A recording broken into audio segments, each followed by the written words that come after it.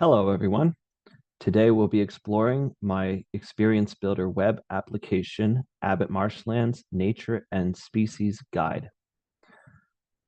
The web application is divided into 4 separate sections, and we'll begin by discussing the one in the middle, the map section, the heart of the application. The map section currently has a map widget displaying the Abbott Marshlands in the southern Mercer County in New Jersey. And it is displaying the Abbott Marshlands Sites, Trails, and Species web map. The features on this web map include the green marsh boundary layer, the waterways layer, represented by this blue polygon,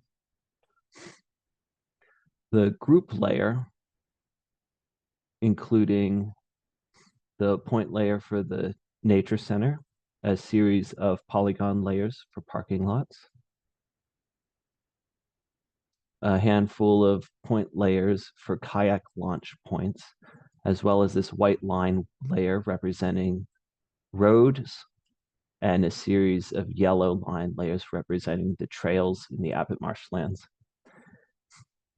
And then, of course, we have our point layers here, indicating spots in which pictures were taken around the marsh. The green indicates plants that were captured. The brown eagle represents animal photos that were taken. The blue mountain just represents scenic photos. And those with the red circle represent invasive species. So some of the other widgets in the map section include the search widget. As part of the search widget, you can search using the New Jersey Geocode Service Launcher here, or the ArcGIS World Geocoding Service, or a series of layer sources. We have the Map Layers widget, which allows us to toggle on and off various layers on our map. This is the legend widget, and it shows us the legend as we would expect. And of course, the base map gallery widget, which allows us to change the base map. We also have the add data widget, the measurement widget, and the elevation profile widget, which we will come back to shortly. The next major section we have is the survey/analysis section. At the top, you can see we can toggle between surveys and analyses. So this survey is the Abbott Marshlands Photos Survey, and it was included to allow users to add their own imagery data. So we can either take a picture if you're using a mobile device, or we can upload a picture. I've got one here. We can describe what type of photo it is. If it's scenic, we go right along. But if we enter plant or animal, we can type in our species common name. We can type in our species scientific name, and whether or not the species is native or invasive. Moving right along, we can determine where precisely on our map the species was located. I recall this picture being captured right around here.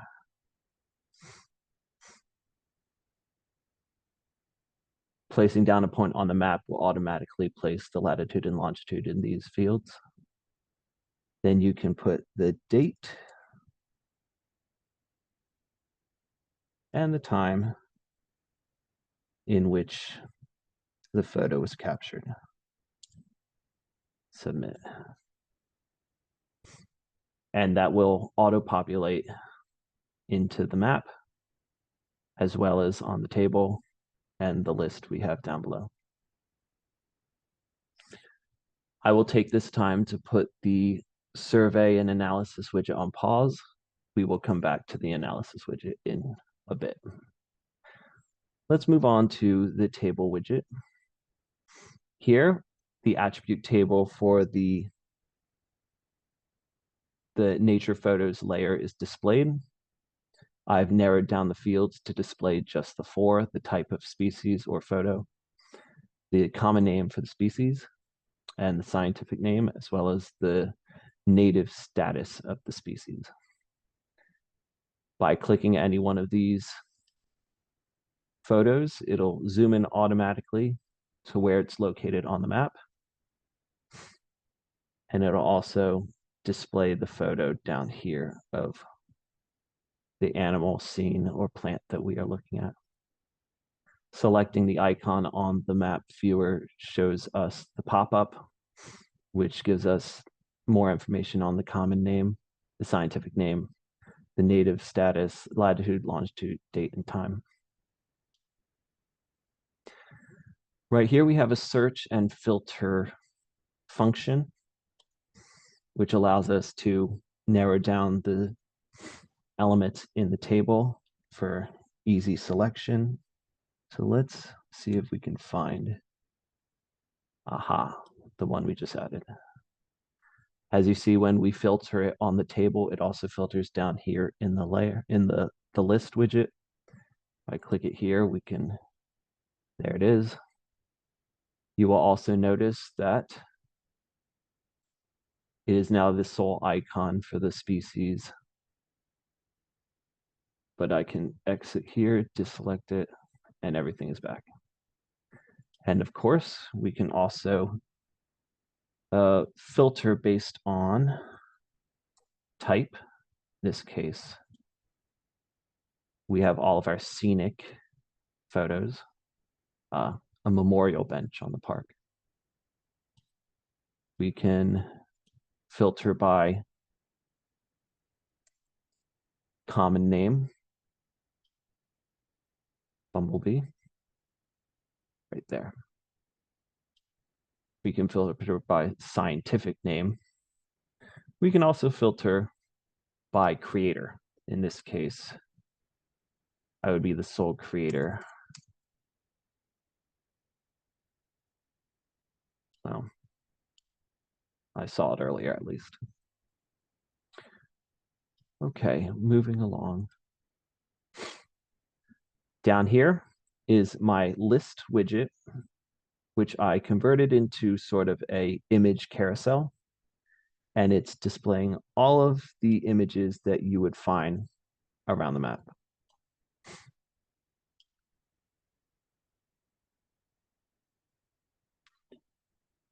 You can select any image you would like.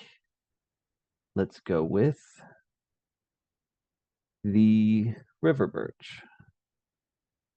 And it'll zoom in on the map, along with our pop-up window here.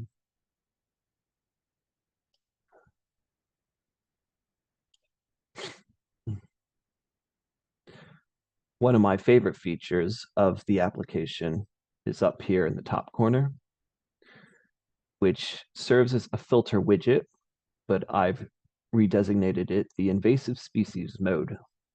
And with one easy click, you filter only invasive species for easy analyses and research, all indicated in red. Here's our sole animal invader, the spotted lanternfly, a baby nymph.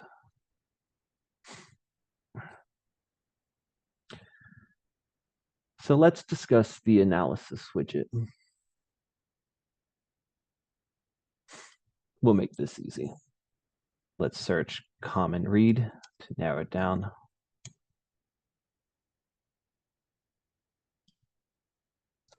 Also known as Phragmites. We'll get this one. Invasive species are quite a problem at the marshlands currently, but a lot of restoration efforts have been put into place to try to control the spread of invasive species. one of the tools for the analysis widget that I've included to fulfill our geoprocessing requirement is the create buffers tool, in which I'll select my nature photos layer now that it's filtered to just the species of interest. We'll do value, and I will enter, let's do 10, not miles, that's too big. Let's do meters, 10 meters. I'll allow overlap. Then we can name it something, whatever you'd like to name it, and the designated folder, as these analyses usually take a bit of time to upload. I had done this in advance, which is now a good time to show us the add data widget. Let me pull up that file that I had pre-prepared. My content, that's right. Phragmites spread. So you can select it here, press done. And now you can see the blue radius is our 10-meter radius around this particular Phragmites icon, which signifies the potential spread of the invasive species. I'll turn that off for now. Then we come to, let me turn off invasive species mode for a moment. Next, we come to the Find Hotspots tool, where we can select any species, really, and determine where that species is most densely populated based on the amount of photos within that given area. My trips to the marsh, I loved taking photos of the great blue heron. So let's take him, for example. Do layer, and I'll do nature photos again. Point count's fine. I prefer the hexagon cells. Yes, define where the area that we wanted. I like doing the polygon feature. And as I only visited a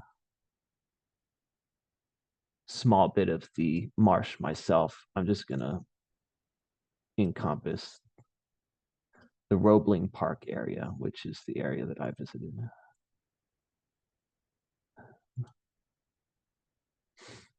Okay, I won't worry about this one here. Then all I have to do is fill out a name and select a folder. And again, for time's sake, I have preloaded it.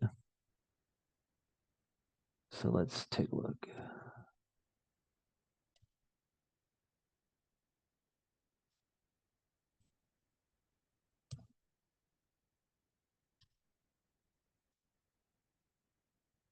Aha, here we go. So we see that the highest density of great blue herons captured on photo is over here, which that's this spot here. It's a bridge. Now, since all this data that is populated is currently my own, I can tell you that for my first visit, I had spotted a heron just over here near the edge of the river bend from this bridge, and I took quite a few pictures, so that would be why the pictures are most densely populated over here. But how far away was that heron? Well, we can use this measurement tool. This is where I took the image, and this is about where the heron was. 52 meters, but I'm not really great at telling how far that is in meters. Let's switch to feet. 170 feet. He was quite far away. I did have to zoom quite a way to capture him on there. Let's revisit our friend, the common read one more time.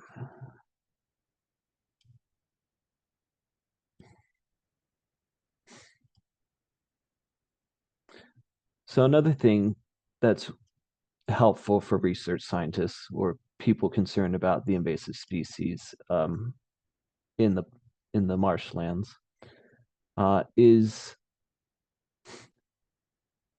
where you might locate such wetland species. Now, as part of my environmental restoration class, I learned that there's zonation that goes on in wetlands, and that's all dependent on how far away from the source of water those plants may be. It also, elevation takes in a big is a big factor in determining where you might find those species. So if I can determine the elevation of, let's say, this Phragmites from the center of the lake, here we go. So here on the left side, you'll see the elevation's low. That's the bottom of the lake. And then up here, you'll go up the bank slope, and you can see indicated by the red dot over here. The Phragmites is about 6 feet from the base of the lake. But you can use this elevation profile tool for other studies as well.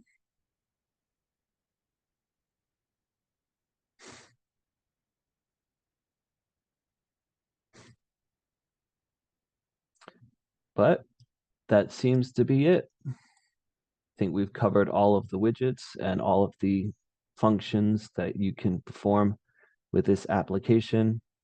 And I hope that you spend as much time playing around with the different tools as I have, because, you know, I really do like how this application turned out. So thank you for listening, and I wish you the best.